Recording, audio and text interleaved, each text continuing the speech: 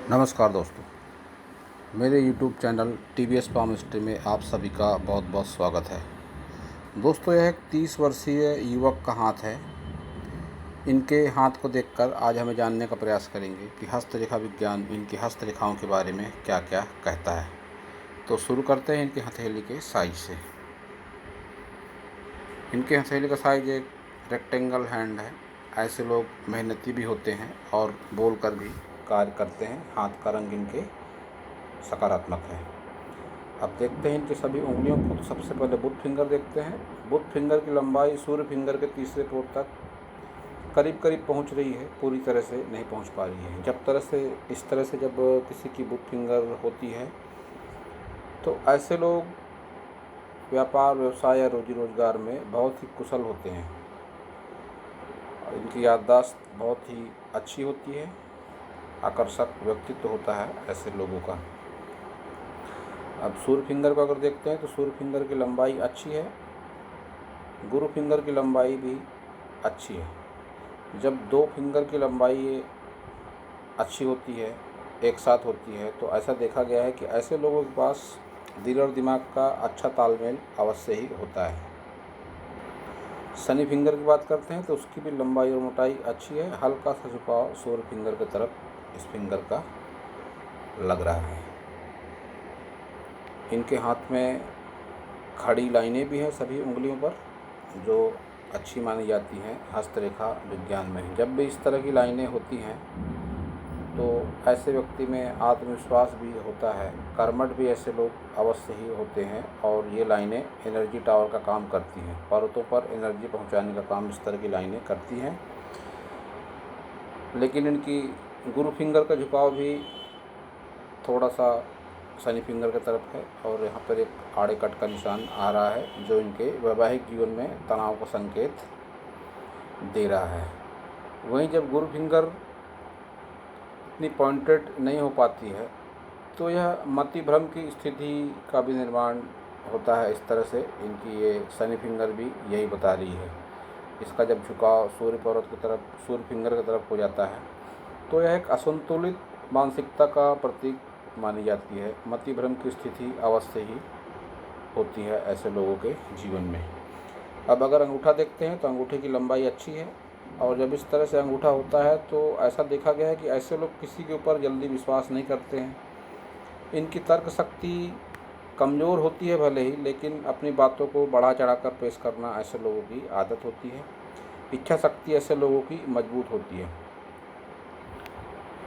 और जब भी इस तरह से तिल आ जाता है अंगूठे पर तो कुशाग्र बुद्धि के ये लोग अवश्य होते हैं, लेकिन अपनी बातों को बढ़ा चढ़ाकर कहना, ये तिल जब इस हाथ पर, इस अंगूठे पर हो जाता है तो यह ऐसे लोगों की आदत और बढ़ा देती है।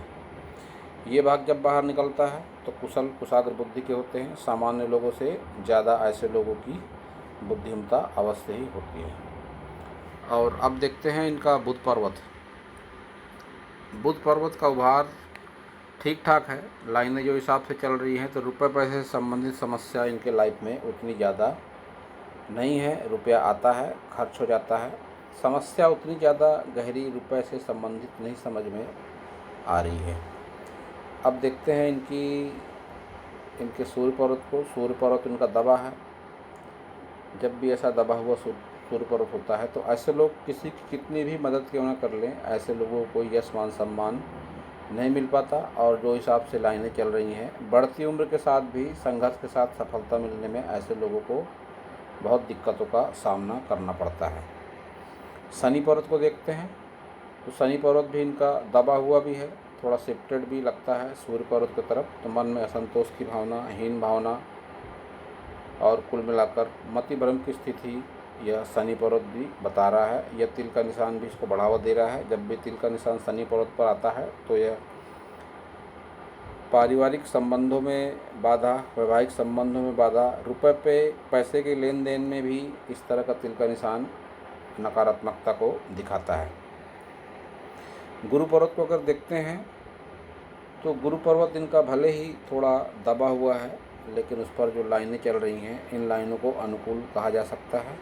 प्रयास ऐसे लोग सदैव करते हैं आजीविका को आगे बढ़ाने के लिए। मन में धार्मिकता की भावना भी होती है।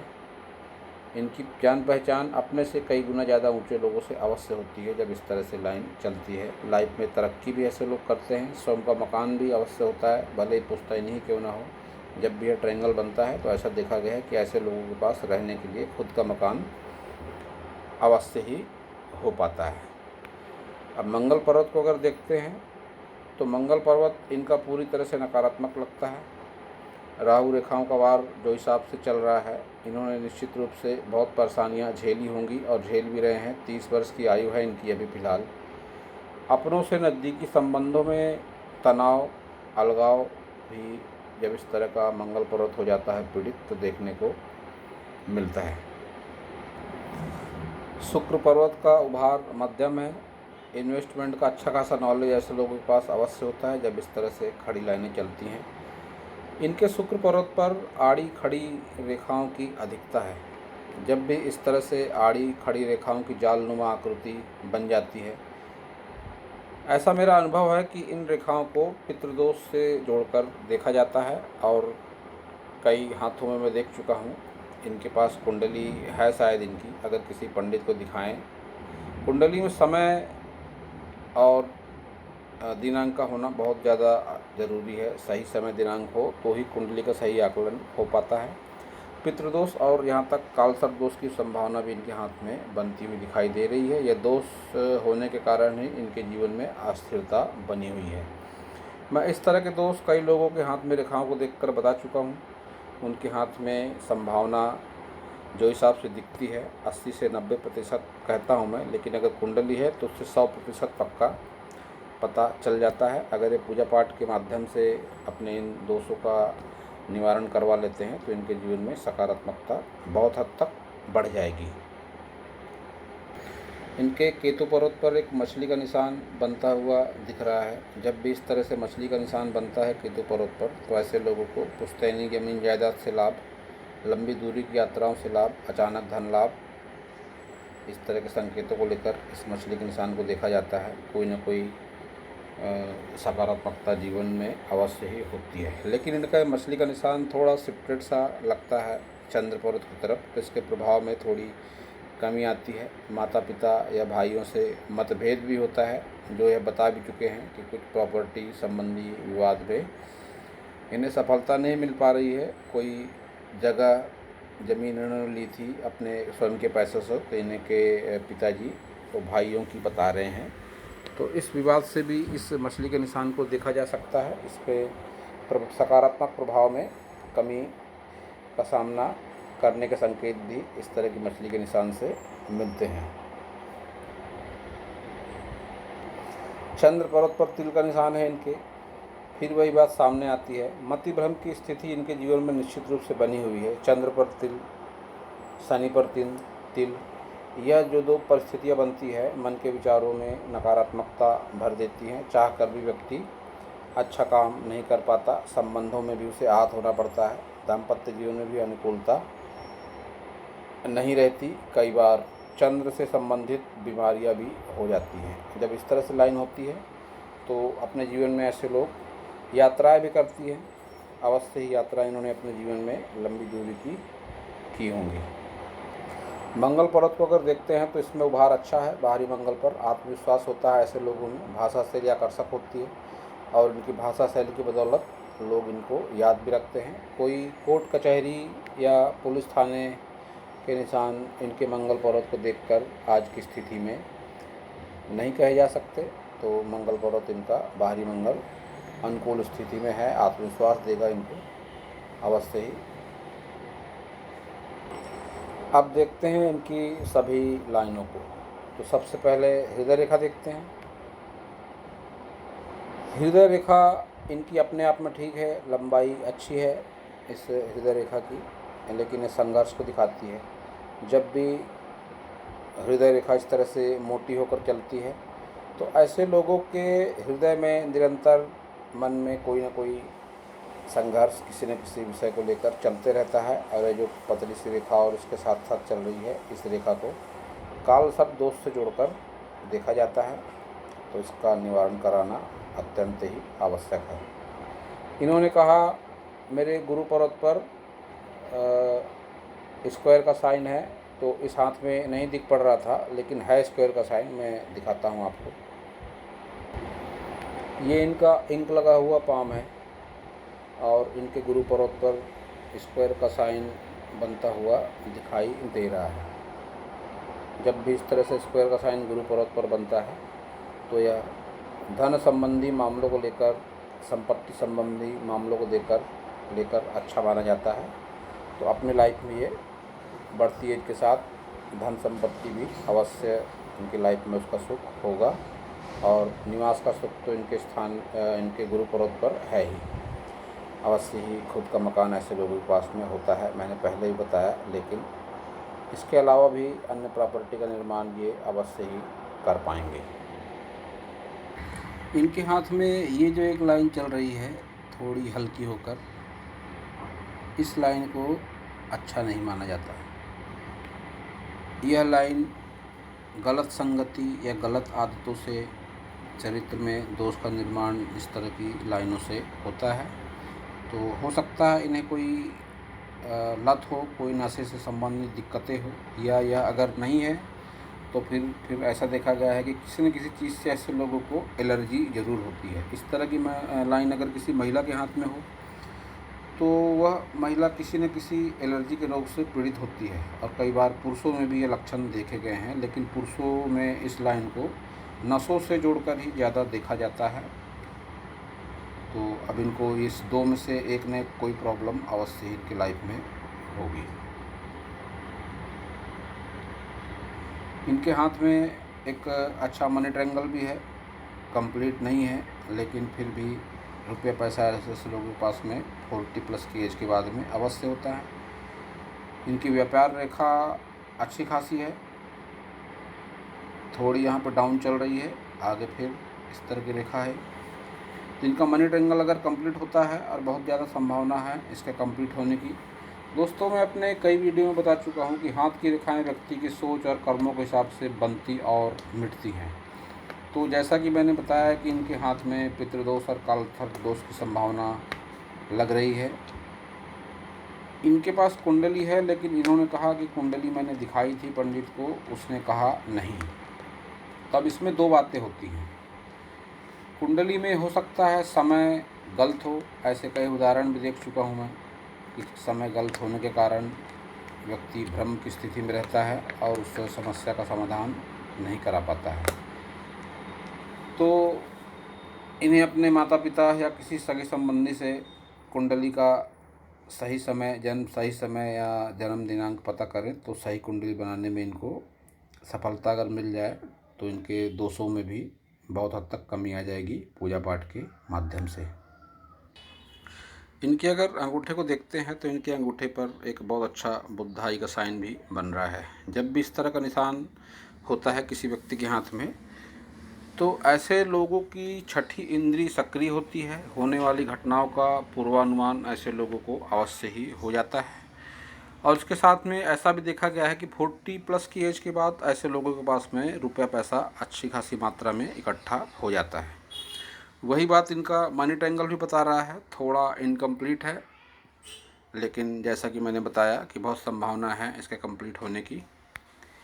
अगर ये अपने मन को थोड़ा धार्मिक बनाएं, आध्यात्म की ओर रुझान करें, पूजा पाठ के माध्यम से अपने दोषों का समाधान करें, तो यह मनी ट्रायंगल इस तरह से कंप्लीट हो जाएगा। और 40+ की एज के बाद में इनके जीवन में इतना रुपया पैसा अवश्य ही हो जाएगा कि अपनी दिनचर्या, अपने जीवन स्तर के हिसाब से अवश्य ही चला सकते हैं।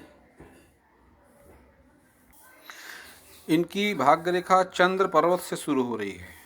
जब भी चंद्र पर्वत से भाग्य रेखा किसी की शुरू होती है तो ऐसे लोग अपने पैतृक निवास से दूर और शादी के बाद ही तरक्की करते हैं। तो इनकी दी गई जानकारी के हिसाब से मुझे ऐसा लग रहा है कि अपने पैतृक निवास में ही रहते हैं और 30 वर्ष की उम्र है इनकी और बेहद संघर्ष से ये गुजर रहे हैं।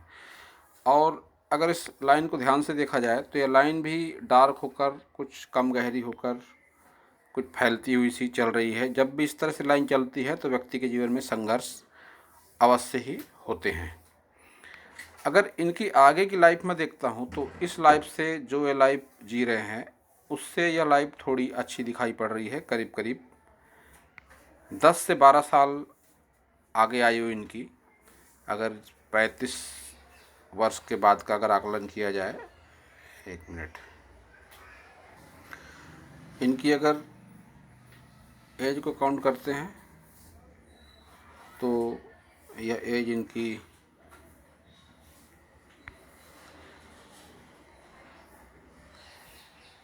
यहाँ पर 35 वर्ष के आसपास ही एज आने की संभावना है।